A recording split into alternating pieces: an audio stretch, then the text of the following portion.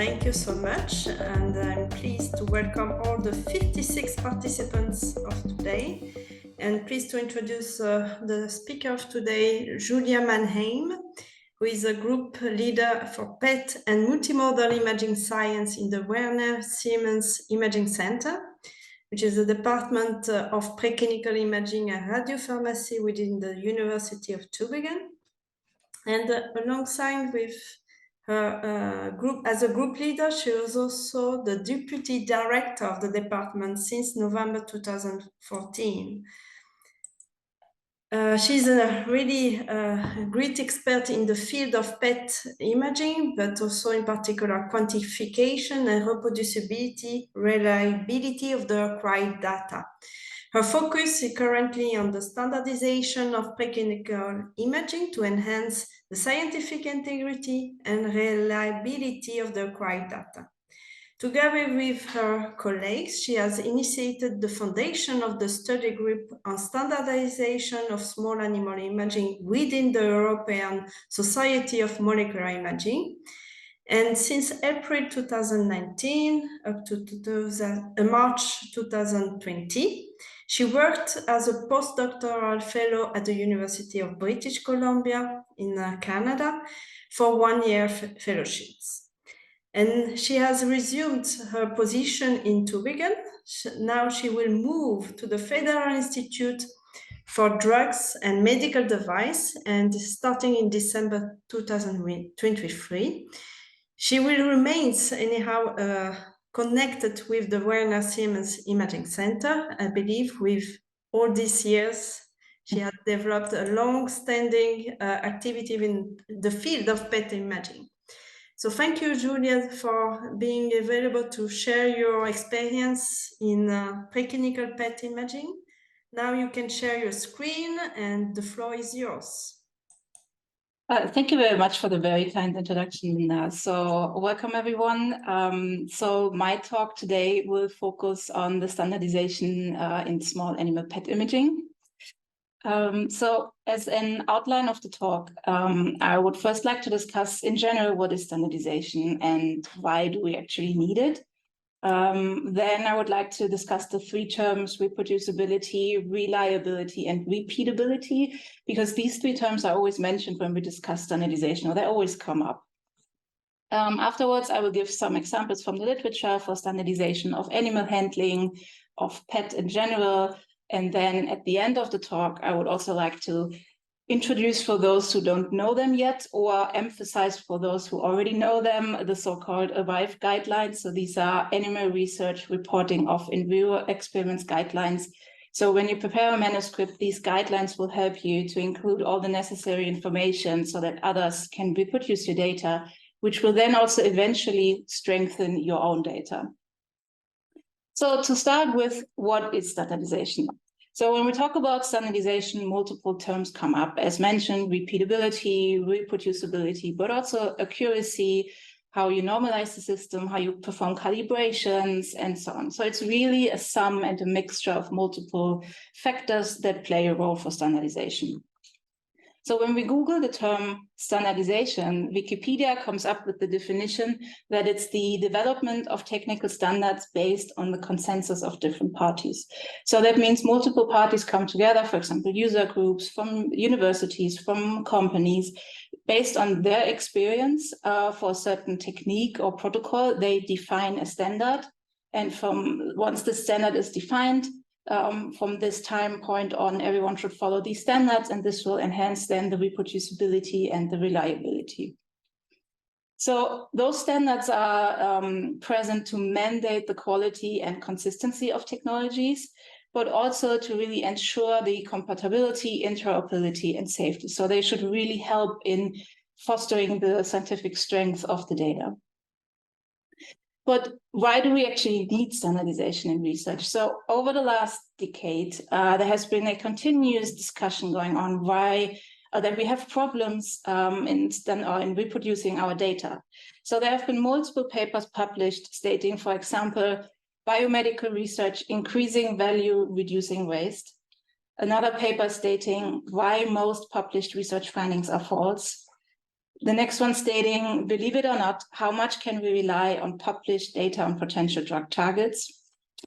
Another one stating, in search of preclinical robustness.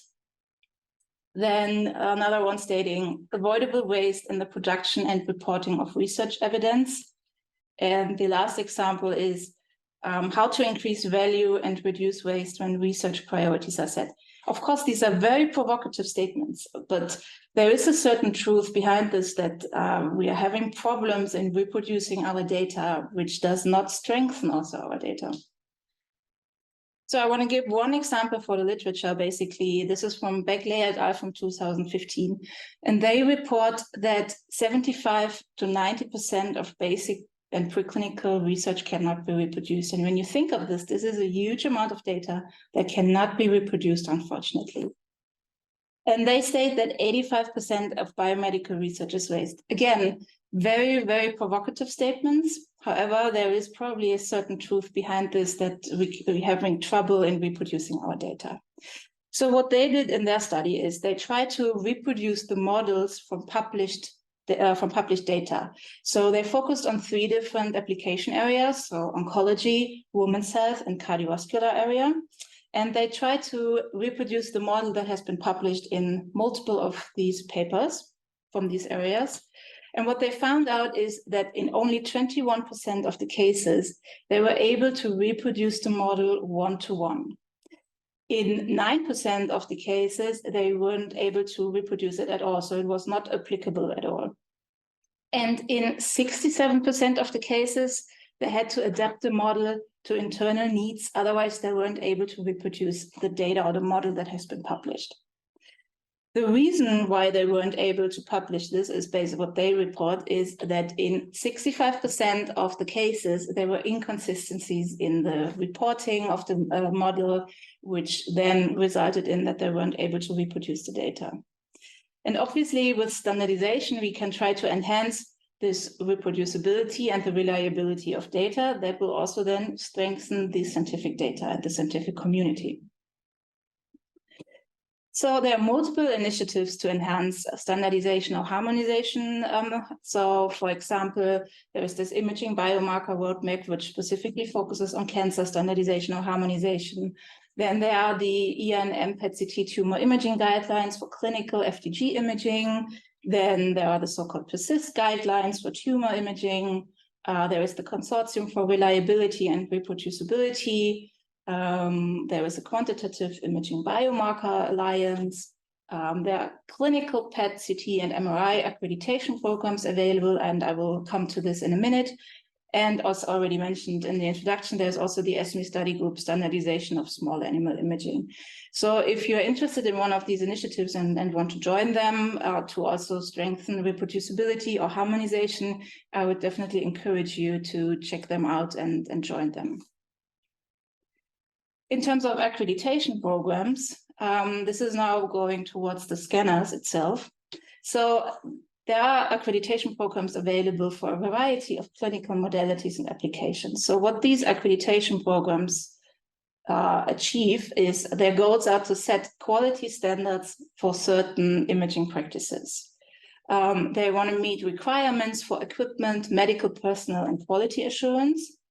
They want to enhance the comparability of data acquired, and they also facilitate multi-center research process. So this means you can get your scanner accredited by providing information on staff, guidelines, and regulations, and also acquiring phantom data that will be centralized, analyzed by the accreditation program.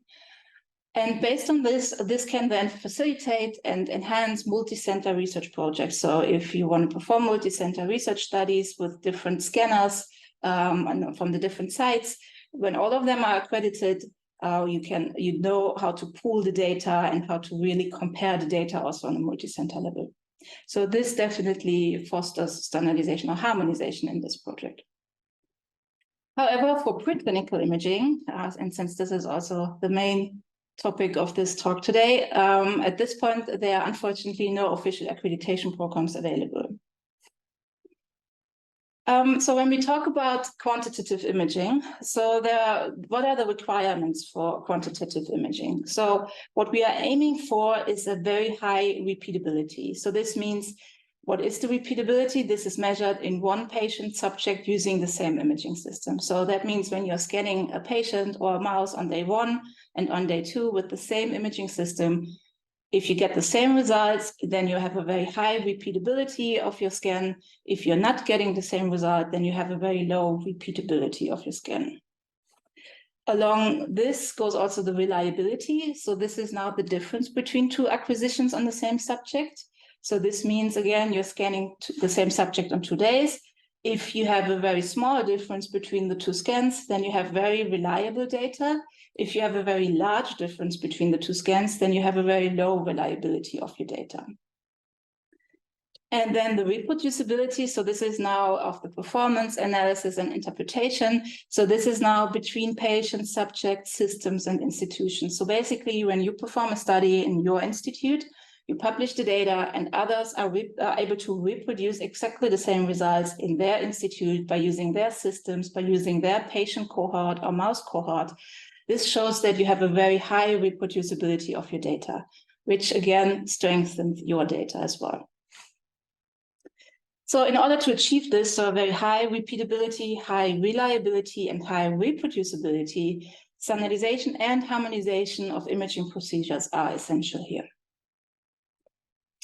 So when we focus now on a typical study workflow, in this case for in vivo imaging, so there are multiple factors that can impact the results. So for example, first of all, the calibration, so how you calibrate your scanner. This can or will for sure impact the scientific outcome or the scientific data that you get out of your system. Also, the quality control. So how often do you perform quality control? Do you check if the system drifts over time or if it's stable? So this can also potentially impact your in vivo imaging data. Then moving on to the imaging probe itself. So if you're performing PET scans, obviously you need a radio tracer. So depending on how you label this radio tracer or how you perform the synthesis of this tracer, this can also impact your in vivo imaging data. The same with contrast agents for MR, for CT, or for ultrasound. Depending on how the probe is generated, if it's a standardized protocol or if it's a not standardized protocol, this can also then impact your in vivo imaging data. Then moving on to animal handling in this example. So obviously also the animal handling before and during the scan will for sure impact your in vivo imaging data, as well as the animal model itself. So depending on which animal model you choose, if it's standardized, if it's reproducible or not, this can also impact your in vivo imaging data. And also the animal handling obviously also impacts the animal model and vice versa. And then also the way how you administer the imaging probe. So if it's an intravenous injection, intraperitoneal, subcutaneous, or whatever. So this will also impact your in vivo imaging data, so your uptake of the contrast agent or of the tracer. And if it's not standardized or harmonized throughout the study, then this will certainly have an impact on the comparability of your data. And then after an in vivo experiments in a preclinical setup, usually also ex vivo examinations follow up. For example, biodistribution, omics analysis, histological samples, or further ex vivo tests. And also the in vivo imaging data, or how the entire protocol is set up, can also potentially impact the ex vivo results. And this should also be standardized. So there are multiple factors along this way for one typical study flow that can impact the data that should be harmonized, or should at least within one study be kept exactly the same, so that you are able to compare your data within the study. And also, of course, the animal handling has some impact on the ex vivo examinations as well. So focusing now on a couple of examples from the literature. So this is from a publication from Chris van Hove et al. From 2015, where they list frequently used anesthetics in small animal imaging. So as most of you know, there are a variety of different anesthetics available.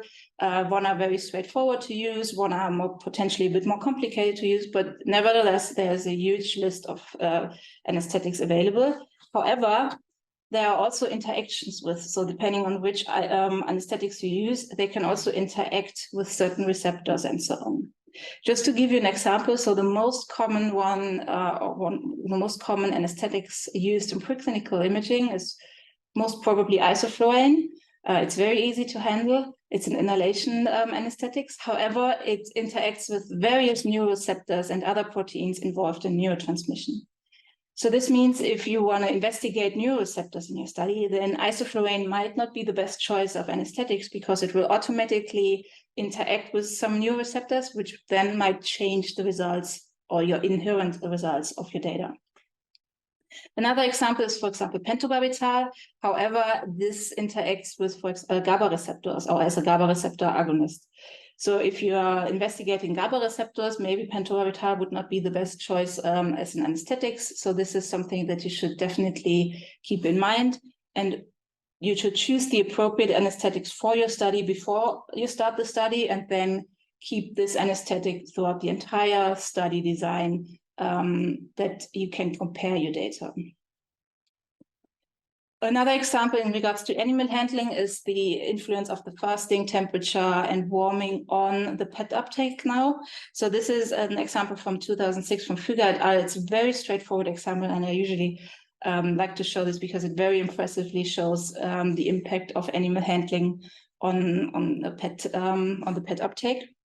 So what they basically did is they injected FDG tracer for PET imaging, which is a glucose analog. So it accumulates in region with a very high energy consumption. And then they used different animal handling procedures and determined if the uptake pattern changes of this FDG tracer. So on the left side, you see the PET image with the reference conditions. In this case, the animals were not fasted, they were not warmed, and they were awake during the uptake period. And on the right side, you see a CT for anatomical reference. So based on these reference conditions, you see that you have a very high uptake in the brown fat tissue region, but also, for example, in the bladder and some uptake also in the brain region. So what they now did is they changed one of these animal handling procedures. In this case, the animals were fasted before the scan, were warmed before the scan, sorry.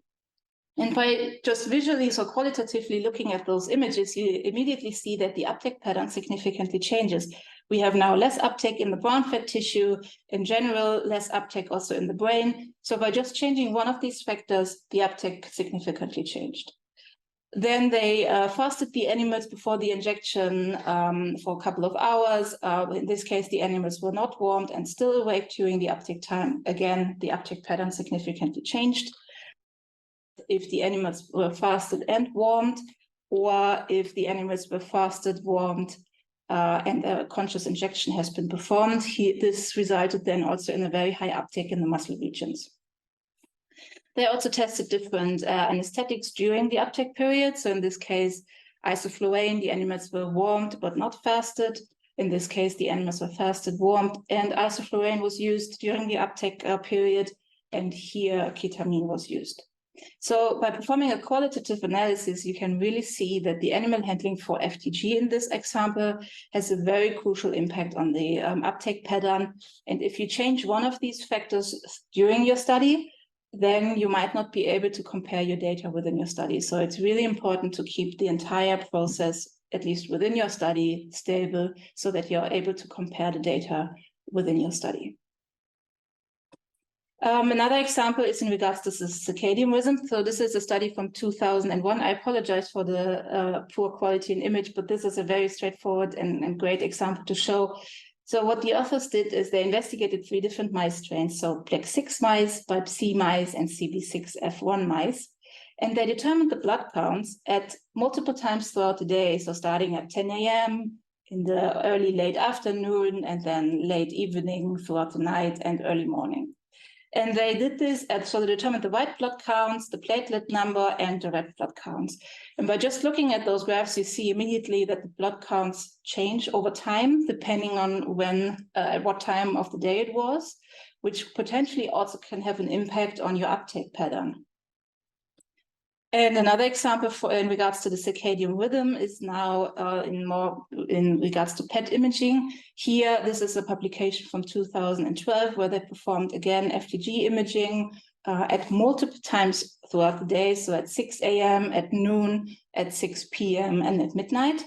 But just visually or qualitatively looking at the images, you see that the uptake pattern is completely different just because they were scanned at different time points throughout the day. And they also quantified this, so the brain uptake in this case, along the day, and found out that they had the highest uptake in healthy animals at 6 p.m. and the lowest uptake around midnight. So this means also that the circadian rhythm of the animal can have an impact on your results. Here, this is an example for FDG, which might be a very sensitive marker for this, but nevertheless, also for other tracers, it would potentially be ideal to perform the experiments at the same time throughout the day. Another example is now more in regards to PET quantitative analysis. So as all of you know, PET acquires counts. So we usually convert them in activity units via a calibration. And then end up with megabecquerel or milliliter or millicurie per milliliter values. And what we then usually do is we draw a region of interest around our object of interest, so whether it's a tumor, the brain, or whatever you're interested in your study. And then we calculate the so-called percent injected dose, so how much of the dose has been accumulated in your region of interest. In the clinical context, though, the standard uptake value is more frequently or is basically used. So as a standard. In this case, the injected dose is also normalized to the weight of the patient or the subject that has been examined.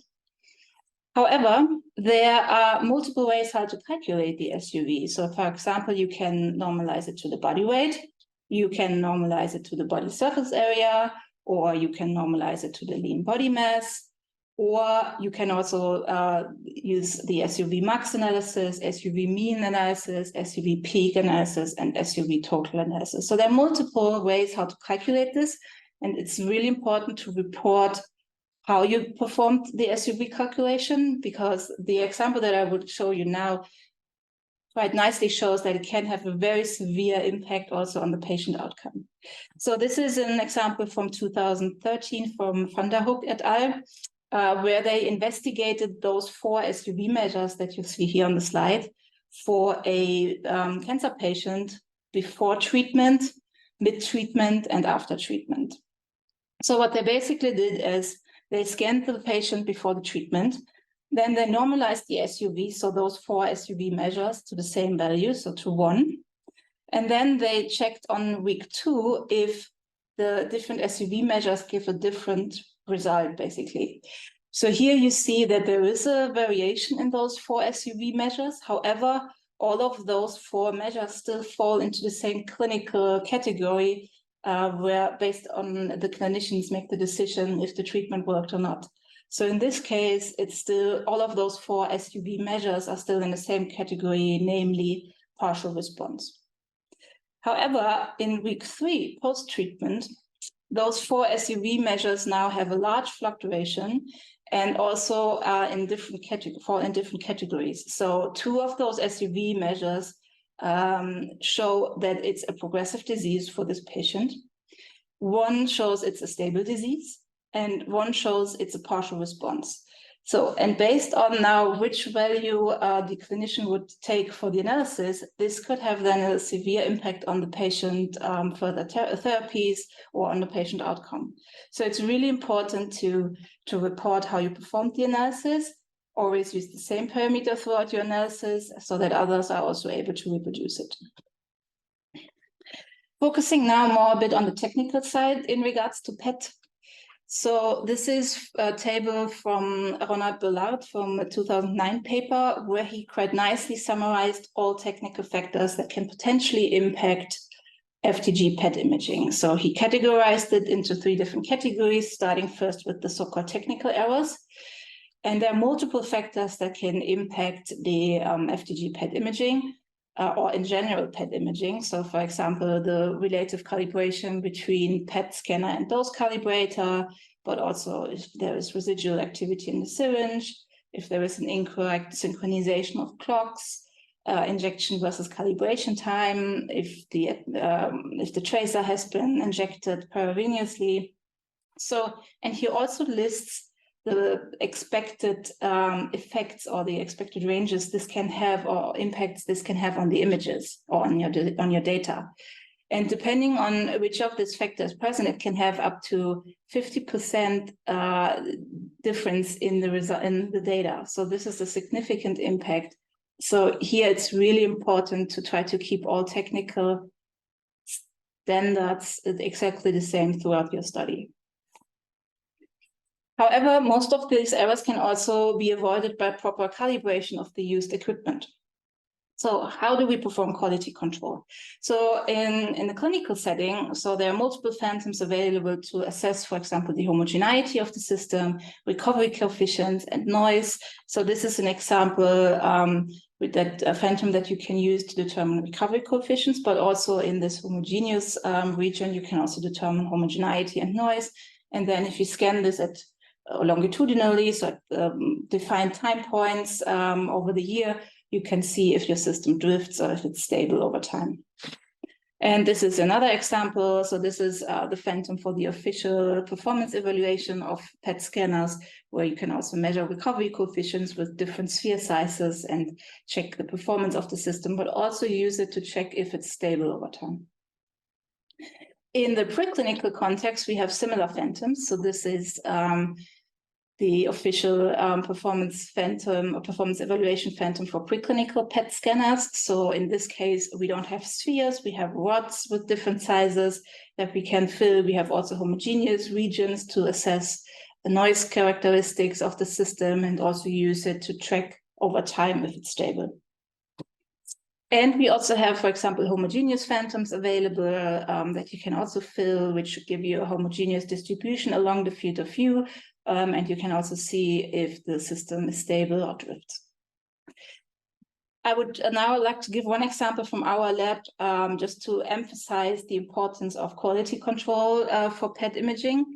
So the way how we perform quality control in our lab is we have one of these homogeneous phantoms, and then we check on a regular basis, so 2 to 3 times a week, if all detector blocks are present for the PET scanner. If one, for example, has a lower performance than the others, we just see if everything is okay. We can also determine drift values over time. So this is what we typically end up with if everything is okay. So this is a detector profile of 4 rings that we have in our PET system and 16 individual detector blocks per ring. And this image shows you basically that every detector block is present. They all have the same they all have the same count statistics. Since we measure the homogeneous phantom, we would expect similar count statistics for every detector. And this is a pattern where we know, okay, the system is stable. We can also quantify this and see the values over time. So, but what happens now, by the way, this is the reconstructed image of this phantom, how it looks like. So, but what happens now, for example, if one detector module is missing for whatever reason? So in this case, the detector module 3 in ring 1 is missing. Would you recognize this in an image if you did not perform quality control? This is the reconstructed image of this phantom with the one detector block missing. And to be honest, for this homogeneous phantom already, it's pretty hard to detect that there is something going on. But if you would scan animals, I would think that it's even harder to detect that one block is missing if you did not perform quality control. So there are some hints in this image that there might be something wrong, but again, very hard to distinguish, especially for animals. And the impact of this one block missing on the outcome or on the quantitative data is basically that for a certain region in the field of view, you have deviations of up to 15% then compared to when the detector would be present. So if you're not recognizing that the detector block is missing because you did not perform quality control, first, it's really hard to detect in an animal scan that something was wrong. And second, it will give you significant differences just because this one detector block is missing. And the worst case then, of course, would be when an entire module over 4 rings would be missing. So in this case, module 12 for rings 0 up to 3. This is the reconstructed image from Phantom Obviously, it's a bit easier to see now that something might be wrong. So in these regions here. However, again, for an animal, it might potentially be harder to detect that something was wrong during the scan if you didn't perform quality control. And in terms of the quantitative impact of the data, so over the entire field of view, you have deviations of up to 15% if an entire module for our scanner now is missing. Of course, this can be different for other scanners. Some scanners might be able to compensate for this and so on, but this should just emphasize how important daily or regular quality control is to determine if the scanner is doing okay, or if it's a proper function of the scanner. Afterwards, it's really hard, just based on animal images, to detect that something was wrong. So moving on now with, again, the paper from Ronald Ballard, in the second category that he defined are the so-called biological factors. So again, he lists multiple factors that can impact the PET uptake. For example, the blood glucose level, the uptake period, patient motion of breathing, the patient comfort, but also inflammation can cause FDG uptake. And again, he lists the typical range or the maximum effect this can have on the quantitative data. So, and again, as you can see, some of these can have effects up to 30% or more. However, I have to mention here that these biological factors can be tracer dependent or are for sure tracer dependent. And this is the example here for FDG tumor imaging, which might be a very sensitive marker for those biological factors, but still other tracers can also be very sensitive to those biological factors, and this should be kept in mind. And the third category that he also defines are the so-called physical factors. So here, for example, the scan acquisition parameters, if you change these throughout the study, this can have effects of up to 15%. If you change the reconstruction parameters throughout your study, this can have effects of up to 30%, and so on and so on. So this is really something to keep in mind. You should always use the same parameters for all scans within your study so that you are able to compare the data within your study and pool the data. And afterwards, you should also report all parameters so that others are able to reproduce your data. So focusing now on a preclinical multi-center study that we performed a couple of years ago, our aim was to determine the reproducibility and the comparability on a multi-center level for preclinical institutes. So as a step one, we asked 4 preclinical laboratories to perform FDG scans of healthy mice with the same gender, strain, and age, based on their default imaging protocol of animal handling and equipment.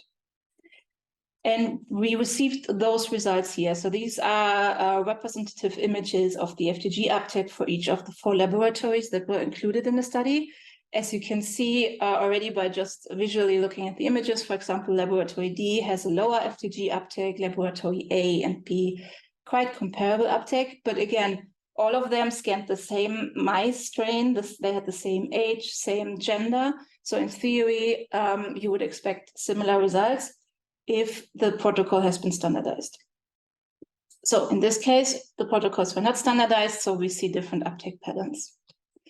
We also quantitatively analyzed this, first of all, focusing on the glucose level before the tracer injection. Against healthy animals, we would expect the same glucose values in those if it's the same age, strain, and gender.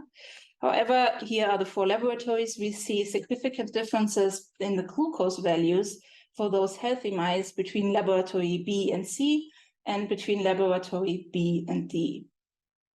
Focusing then on the PET uptake. So here, this is the brain uptake again for those 4 laboratories. And we see that laboratory D has the lowest brain uptake or shows the lowest brain uptake.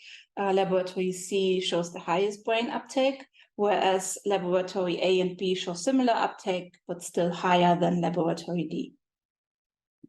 And for the muscle uptake, we also see significant differences here between laboratory B and D and laboratory C and D. And here I have to say, this is very crucial as the muscle is usually used as a reference tissue in FDG imaging, where the uptake pattern usually doesn't change. However, here we also see significant differences between the labs. But again, these were not standardized protocols. We see significantly different quantitative results. As a second step, we now standardize the imaging protocol. So this means we performed the experiments in laboratory D with their PET system, and we had 3 sub-steps included in this second step. So first of all, the protocol from laboratory D was used with their own equipment, and their own personnel performed the scans. Then the protocol of laboratory A was used, but still with the equipment of laboratory D, and the personnel of laboratory D performed the scans. And then as a third sub-step, the personnel from laboratory A went to laboratory D, performed the scans there by using their own equipment and following their own protocol. And one person analyzed all of the data just to have no bias here in terms of image analysis. So focusing again on the glucose level first. So these are those 3 different protocols here. So the protocol from laboratory D and the protocol from laboratory A with different equipment and different personnel performing the scans. So as you can see, we still have significant differences between the protocols. So the way how the animal is handled before the scan has an impact on the glucose values. However, as soon as you standardize the protocol, no matter which equipment you use or no matter which person performs the glucose measurement, we get reproducible results for the glucose values. For the brain uptake now, we again have those 3 setups for laboratory D, and we now also compare to scans that were performed in laboratory A by their own personnel using their own equipment. We still have significant differences between, also in laboratory D, when the same protocol has been used, but different equipment and different persons or personnel performs the scan. However, as soon as everything is standardized, so the same protocol, the same equipment, the same personnel, we get reproducible results also between labs for the brain uptake. And for the muscle uptake here, we got reproducible values for all 3 protocols and also in laboratory A. So by having a standardized or harmonized imaging protocol, we can improve the repeatability and the reproducibility of the results. And as a third step for this study, we also determined the reproducibility of the imaging analysis. So in this case, we asked 2 different persons to analyze the data, first of all, focusing on the brain uptake for those 3 different protocols. And as you can see, we get reproducible values here. And in this case, we co-register the data to an anatomical reference image, so in this case, an MR image. And then the region of interest was drawn on the anatomical reference image, transferred to the PET. And here it was reproducible for the 2 different people who analyzed the data. In terms of the muscle uptake, however, we see significant differences in the muscle uptake for one of these protocols. And here a manual segmentation was performed. So that means the muscle buoy was manually segmented, which can have an impact, which is very user dependent and obviously can then have an impact on the outcome of your data. And then we also analyzed the left ventricle uptake. Here we have significant differences for all 3 protocols between the 2 people that analyzed the data. And here a threshold segmentation has been used, which is also a very common way how to perform PET analysis. However, it's also very user dependent or threshold dependent how you set the threshold, and obviously then can result in significant differences between the 2 people analyzing the results. So the image analysis also has a high impact on the repeatability of results and should also properly be reported in a paper so that others can reproduce it the same way. So to summarize, standardization or harmonization of techniques is necessary to enhance reproducibility, repeatability, and reliability of your data. And I'm not saying that you need to really standardize everything. I mean, the beauty in preclinical imaging is that it's research, that we want to have a fast speed of new research results that can also be translated into the clinic. But it's at least important to keep all parameters the same throughout a study. So that way you are able to pool your data. And then also you should also have perform a detailed reporting of material and methods to ensure also reproducibility at other sites. And in the last 2 minutes, I just would like to emphasize the so-called ARRIVE guidelines, or the importance of these guidelines. So these are animal research reporting of in vivo experiments guidelines. So they are intended, among others, to improve the reporting of research using animals, to guide authors as to the essential information to include in a manuscript, and to promote reproducible, transparent, accurate, well-written manuscripts. So when you go to their webpage, and I have added the link in the lower right corner, when you just Google it, you will also be guided to this webpage. You can download a checklist, an author checklist, the so-called Essential 10 checklist, where they list 10 items that you should include in your manuscript.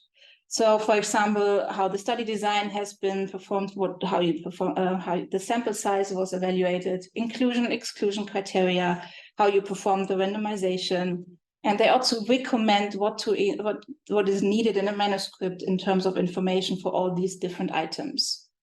And the same for the other items, for blinding, for the outcome measures, how you performed the statistical analysis, experimental animals, how you perform the experimental procedures and results. And again, they give definitions on what to include in your manuscript so that others have all the necessary information to reproduce your data.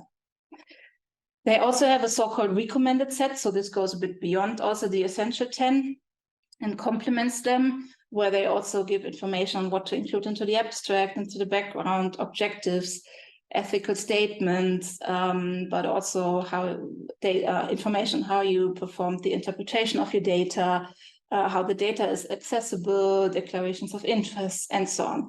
So if you follow these ARIVE guidelines, this will for sure improve the repeatability, reproducibility, and reliability of your results, and then also strengthen your results if others are able to reproduce your data. And with this, I would like to thank you very much for your attention. And